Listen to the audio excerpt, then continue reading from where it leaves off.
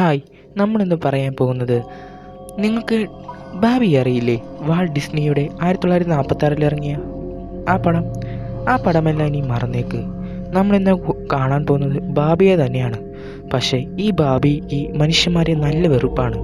മനുഷ്യന്മാരവൻ്റെ കണ്ണു മുമ്പിൽ പെട്ടുകഴിഞ്ഞാൽ അവൻ കൊന്നയടങ്ങും. അതിനായി അവൻ എവിടെ വേണമെങ്കിലും വരും. അപ്പോൾ ഈ ബാബിയുടെ കയ്യിൽ നിന്ന് എങ്ങനെ ഒരു കുടുംബം രക്ഷപ്പെടുന്നൊക്കെ കാണിക്കുന്ന ഒരു ചിത്രമാണിത്, ബാബി ദ റോക്ക്. അപ്പോൾ അധികം സമയം കളയാതെ നമുക്ക് ഈ സിനിമയിലേക്ക് പോകാം. അപ്പോൾ ഈ സിനിമ നിങ്ങൾക്ക് ഇഷ്ടമാവുകയാണെങ്കിൽ ലൈക്ക് ചെയ്യാനും സബ്സ്ക്രൈബ് ചെയ്യാനും മറക്കല്ലേ. അപ്പോൾ കഥയുടെ മായാലോകത്തിലേക്ക് ഏവർക്കും സ്വാഗതം. കഥ ഫ്രെയിമിൻ്റെ തുടക്കത്തിൽ കാണിക്കുന്നത് ഒരു പുസ്തകത്തിലെ കഥയാണ്. ബാബിയും തൻ്റെ അമ്മയും സന്തോഷമായി ജീവിക്കുകയാണ്. അതിനിടയ്ക്ക് ബാബിയുടെ അമ്മയെ ഒരു വേട്ടക്കാരൻ വെടിവെച്ച് കൊല്ലും. പിന്നെ ബാബി ഒറ്റയ്ക്കാണ് ജീവിക്കുന്നത്. അവന് കുടുംബവുമായി കുട്ടിയായി ജീവിക്കുകയാണ്. അതിനിടയിൽ അവൻ്റെ ഭാര്യയെ വണ്ടി ഇടിക്കും. കുട്ടി കാട്ടിലേക്ക് ഓടിപ്പോകും. എന്നാൽ ബാബി അത് കണ്ട് പകച്ചു നിൽക്കും. ഈ സമയത്ത് ആ വണ്ടിയിൽ നിന്നൊരാൾ ഇറങ്ങി വന്ന് അവൻ്റെ തലയിൽ അടിച്ച് ബോധം കെടുത്തും. ഈ സമയത്ത് കാടിലെ ഒരു പ്രദേശമാണ് കാണിക്കുന്നത്. അവിടുത്തെ നദിയിലേക്ക് ഒരു കെമിക്കൽ കലർത്തുകയാണ് അവിടുത്തെ ആളുകൾ. അതിനുശേഷം കണ്ണു തുറക്കുന്ന ബാബി ഈ ഭാര്യ മരിച്ചു കിടക്കുന്നതെല്ലാം കണ്ടതിൻ്റെ വിഷമത്തിൽ കുട്ടി അന്വേഷിച്ച് നടക്കും. ദാഹിച്ച അവൻ വെള്ളം കുടിക്കാനായി അവിടെ ഇരിക്കും. ഈ സമയത്ത് ആ വെള്ളം കുടിച്ചതോടുകൂടി അവൻ്റെ ചിന്തകളാകെ മാറുകയാണ്. അവനൊരു ഭീകര സത്വമായി മാറും. അതോടെ അവന് മനുഷ്യരോടുള്ള പ്രതികാരം വീഴ്ക്കുകയും ചെയ്യും. ഈ സമയത്ത് ബാക്ക്ഗ്രൗണ്ടിൽ ഒരു സ്ത്രീ പറയുന്നുണ്ട്, കാടിന് നമ്മളോട് പ്രതികാരം ചെയ്യാൻ തോന്നിയാലോ എന്ന് പറഞ്ഞ് ഈ കഥ ആരംഭിക്കുകയാണ്. ബാബി ദ റോക്കിംഗ്.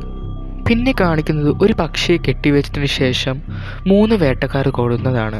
ഒരു വേട്ടക്കാരൻ ടൈലർ, അവനാണ് ഈ കറുത്തിരിക്കുന്നത്. രണ്ടാമത്തെ വേട്ടക്കാരൻ മൈക്കിൾ, അതാണ് മുത്തശ്ശൻ. മൂന്നാമത്തെ വേട്ടക്കാരൻ ഇഡി, ഈ മൊട്ടതലയൻ. ഇവർ 3 പേരുമാണ് ഈ വേട്ടയ്ക്ക് ഇറങ്ങുന്നത്. ഇവർക്ക് ആ മാനിനെ കൊണ്ട് എന്തോ ചെയ്യാനുണ്ട്. അവരതിനായിട്ട് പരിശീലിക്കുകയാണ്. ഈ ടൈലർ വെടിവെക്കുകയാണ്. പക്ഷേ അതിലൊന്നുപോലെ ആ പക്ഷിയുടെ മേത്ത് കൊള്ളുന്നില്ല. അപ്പോൾ മൈക്കിൾ പറയാണ്, നിനക്ക് ഇപ്പോഴും വെടിവെക്കാൻ അറിയില്ല, നീ എങ്ങനെ മാനിനെ വെടിവെക്കും എന്ന് ചോദിക്കും. അപ്പോൾ ട്രെയിലർ പറയും, നിങ്ങൾ മാനിനെ വെടിച്ചിട്ടുണ്ടോ? അപ്പോൾ മൈക്കിൾ പറയും, ഒരിക്കൽ എന്ന് പറയും.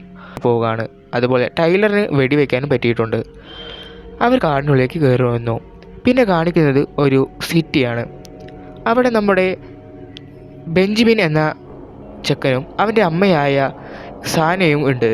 സാന തൻ്റെ ഭർത്താവിനെ കുറേ ദിവസമായി വിളിക്കാൻ നോക്കുന്നത്. പക്ഷേ അവൻ കോളൊന്നും എടുക്കുന്നില്ല. അവൻ്റെ പേര് സാമിനോട് മെസ്സേജ് അയക്കുകയാണ്, സാം, ഞാൻ നിൻ്റെ വീട്ടിലേക്ക് പോവുകയാണ്, എന്തെങ്കിലും അത്യാവശ്യം ഉണ്ടെങ്കിൽ നീ അങ്ങോട്ട് തന്നെ വന്നോളൂ, ഞങ്ങൾ അവിടെ ഉണ്ടാകും എന്നെല്ലാം പറഞ്ഞ് ഒരു ടാക്സി വിളിച്ച് അവർ കയറി പോവാണ്.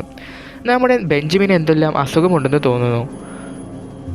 കൂടുതൽ ക്രയറിങ്ങൊക്കെ സാറ നൽകുന്നുണ്ട്. അങ്ങനെ അവർ പോയിക്കൊണ്ടിരിക്കുമ്പോൾ കാട് വഴിയിലൂടെയാണ്. അതെ, നമ്മുടെ ബാബിയുടെ കാട് വഴി തന്നെ.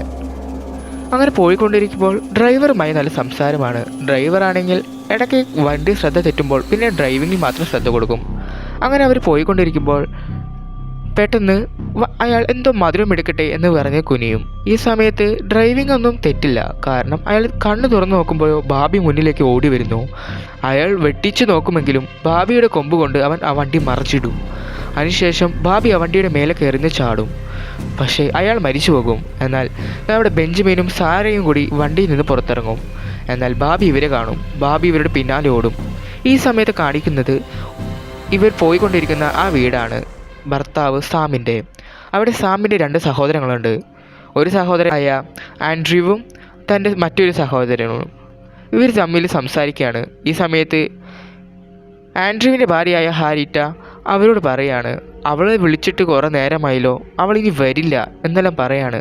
നിങ്ങളുടെ സാം എപ്പോൾ വരും? നിങ്ങളുടെ സഹോദരൻ, അവന് കുറച്ച് പണിച്ചേർക്കൊള്ളാനും ചിലപ്പോൾ വരില്ല എന്നെല്ലാം പറഞ്ഞ് നമ്മുടെ ആൻഡ്രൂവ് അവിടെ ഇറച്ചി മുറിച്ചുകൊണ്ടിരിക്കുകയാണ്. ഈ സമയത്ത് ഹരിറ്റ പറയാണ്, നിങ്ങളുടെ അമ്മയ്ക്ക് എന്താ, ഈ അമ്മ പുറത്ത് പോയി നിൽക്കുന്നു എന്നെല്ലാം പറഞ്ഞിട്ട് ഹരിറ്റ പുറത്തേക്ക് പോവാണ്. ഈ സമയത്ത് നമ്മുടെ ആൻഡ്രൂവ് ഒരു പേടിയോടെ അത് നോക്കുന്നുമുണ്ട്. നമ്മുടെ ഹരിറ്റയാണെങ്കിൽ മേരി എന്ന് വിളിച്ച് ആ അമ്മയുടെ പേര് വിളിച്ചാണ് പോകുന്നത്. എന്നിട്ട് അവരെ പിടിച്ചുകൊണ്ട് വീടിനുള്ളിലേക്ക് കൊണ്ടുവരും. പിന്നെ കാണിക്കുന്നത് ഓടി അവസാനം അവർ ആ വീട്ടിലേക്ക് എത്തുകയാണ്. നമ്മുടെ ബെഞ്ചമിനും സാനയും അവർ ഓടി ചെന്ന് വീടിൻ്റെ വാതിൽ തുറന്ന് ഉള്ളിൽ കയറി വാതിലടിക്കും. ഇത് കണ്ടതും ഹാരിൻ്റെയൊക്കെ വന്ന് ഇവരോട് ചോദ്യങ്ങൾ ചോദിക്കാൻ തുടങ്ങും. നിങ്ങൾ കള്ളം പറയാണ്, ഇങ്ങനെയൊന്നും ഉണ്ടാവില്ല എന്നെല്ലാം പറഞ്ഞാണ്. അതിനുശേഷം ഇവരെ ഗസ്റ്റ് റൂമിലേക്ക് കൊണ്ടുപോയതിന് ശേഷം മുറിവിലേക്ക് വെക്കാനുള്ള മരുന്നെല്ലാം കൊടുക്കുകയാണ്. നമ്മുടെ ബെഞ്ചമിൻ്റെ കാലിലാണെങ്കിൽ ഭയങ്കര മുറിവെല്ലാം പറ്റിയിട്ടുണ്ട്. ഇതെല്ലാം സാന മരുന്നെല്ലാം പറ്റി കൊടുക്കുകയാണ്. ഈ സമയത്താണെങ്കിൽ നമ്മുടെ ആൻഡ്രൂവിൻ്റെ ഇളയ സഹോദരൻ പുറത്തിറങ്ങിയിട്ട് കാര്യം അന്വേഷിക്കാൻ പോവുകയാണ്. ഈ സമയത്ത് ആ 2-3 വേട്ടക്കാരില്ലേ, ട്രൈലർ, മിഖായൽ, എഡി, ഇവരെല്ലാം കൂടി വരുന്ന വഴിക്ക് ഒരു ശബ്ദം കേട്ടത് മാനാണെന്ന് വിചാരിച്ച് അവർ ട്രൈലർ വെടിവെക്കുകയാണ്. കറക്റ്റ് നമ്മുടെ സഹോദരൻ്റെ തലയ്ക്കാണ് വെടിവെക്കുക. ഇത് കണ്ടതും മൈക്കിൾ ചൂടാകാൻ തുടങ്ങും. നിനക്ക് എന്താടാ, നിനക്ക് ആദ്യം വെടിവെക്കാറില്ല, മനുഷ്യരെ കൊല്ലാറിയാമെന്നൊക്കെ പറഞ്ഞ് അവരെ ബോഡി വണ്ടിയിലേക്ക് മാറ്റാൻ പറയുകയാണ് ഈഡിയോട്. ഈഡിയും ട്രൈലറും കൂടി വണ്ടിയിലേക്ക് മാറ്റും. അതിനുശേഷം കാണിക്കുന്നത് വീണ്ടും വീടാണ്. വീട്ടിൽ മരുന്ന് പറ്റിക്കൊണ്ടിരിക്കുമ്പോൾ നമ്മുടെ ഹരിറ്റയുടെയും ആൻഡ്രൂവിൻ്റെയും മകനായ ഹാരിസൺ അവിടെ ഇരിക്കുകയാണ്. അവൻ ഗെയിം കളിച്ചുകൊണ്ടിരിക്കുകയാണ്. അപ്പോൾ മുത്തശ്ശി ആയ മേരി അവിടെ പടമെല്ലാം വരച്ചുകൊണ്ടിരിക്കുകയാണ്.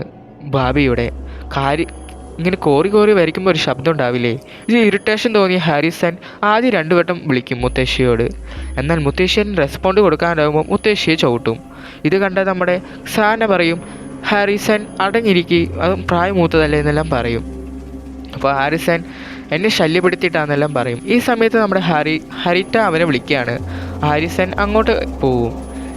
ഈ സമയത്ത് സാര അങ്ങോട്ട് മാറുന്ന സമയത്ത് നമ്മുടെ മേരി മുത്തശ്ശി ഗ്ലാസിൻ്റെ വിൻഡോയിൽ വന്ന് നോക്കുകയാണ് പുറത്തേക്ക്. നമ്മുടെ ബെഞ്ചമിൻ ഗെയിമെല്ലാം കളി നിർത്തിയതിനു ശേഷം കഴിഞ്ഞിട്ട് മുത്തശ്ശി വരച്ചതിന് പടം നോക്കുകയാണ്. അതെ, താങ്കൾ പേടിച്ചിരുന്ന ബാബിയാണ് വഹിക്കുന്നത്. ഈ സമയത്ത് ബാത്റൂമിൽ പോയ അമ്മ അവിടെ വെച്ചിരുന്ന മാനിൻ്റെ മറ്റേ പ്രതിമകളൊക്കെ ഇല്ലേ, ഇതെല്ലാം കണ്ട് പേടിക്കുന്നുമുണ്ട് സാറ. ഈ സമയത്ത് ബെഞ്ചമിനും മുത്തശ്ശിയുടെ കുറെ പുറത്തേക്ക് നോക്കാണ്. പക്ഷെ ഒന്നും കാണില്ല. പെട്ടെന്ന് അവിടുത്തെ ലൈറ്റ് മിന്നി കത്തും. അതിനുശേഷം കാണുമ്പോൾ അവിടെ ബാബി വന്ന് നിൽക്കുന്നതായി കാണും. അപ്പോൾ മുത്തശ്ശി പറയും, ബാബി ബാബി ബാബി എന്ന് പറയാണ്. ഈ സമയത്ത് തന്നെ നമ്മുടെ ബെഞ്ചമിൻ ഓളിയിടും. അമ്മയെ സാർ അങ്ങോട്ട് ഓടി വരാണ്. അവരും പുറത്തേക്ക് നോക്കും. എന്നാൽ ആരും പെട്ടെന്ന് കാണില്ല. പെട്ടെന്ന് ലൈറ്റ് വീണ്ടും മിന്നി കത്തും. അതെ, ബാബി അവരുടെ അടുത്തേക്ക് ഓടി വരികയാണ്. മുത്തശ്ശിയും അതുപോലെ ബെഞ്ചമിനെയും വലിച്ചു മാറ്റി സാറും മുലക്കിയിരിക്കും. ഈ സമയത്ത് അടുക്കളയിലിരുന്ന നമ്മുടെ ഹരിസണ്ണും ആൻഡ്രൂസും ആ കുടുംബമില്ലേ, അവർ സംസാരിച്ചുകൊണ്ടായിരിക്കുകയാണ് ഇവരുടെ കുറ്റങ്ങൾ. ഈ സമയത്ത് തന്നെയാണ് അങ്ങോട്ടൊരു ശബ്ദം കേൾക്കുന്നത്. അതെ, ബാബി അങ്ങോട്ട് ഓടി വരാണ്. എന്നിട്ട് ഇവരെ ഓടിപ്പിക്കും. ഇവർ ആ കിച്ചൻ്റെ അടിയിലൊക്കെ ഒളിച്ചിരിക്കാൻ നോക്കും. എന്നാൽ ഹരിറ്റയെ ആ ബാബി അങ്ങോട്ട് പൊക്കും. ബാബിയുടെ വായുന്ന വെള്ളം ആ മേത്ത് വീഴും. ഇത് കണ്ട് ഹരിറ്റ ഓടി ബാത്റൂമിൻ്റെ ഉള്ളിൽ കയറും. എന്നാൽ ആ വാതിലെല്ലാം ഇടിച്ച് ചേർത്ത് ബാബി ഉള്ളിലേക്ക് വരും. ഈ സമയത്ത് ഹരിസനും ആൻഡ്രൂവും ബെഞ്ചമിനും സാനയും മേരിയെല്ലാം കൂടി വണ്ടിയിൽ കയറാണ് പുറത്ത്, ഒരു കേബിൻ വണ്ടിയിലേക്ക്.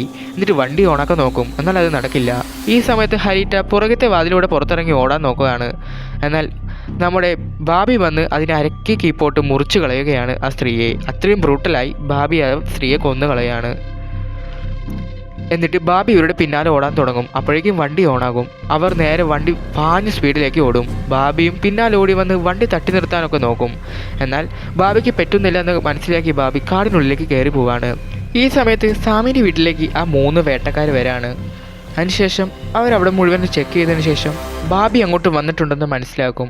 പുറത്ത് വന്ന് നോക്കുമ്പോൾ ആ സ്ത്രീ മരിച്ചെടുക്കുന്നത് കണ്ടിട്ടും ഒരു ദയയില്ലാതെ ആ സ്ത്രീയെ കുത്തിക്കൊല്ലും. കുറച്ച് ജീവനെങ്കിലും ഉണ്ടായിരുന്നു, അതുപോലും വില വയ്ക്കാതെ അവർ കുത്തിക്കൊല്ലാണ്.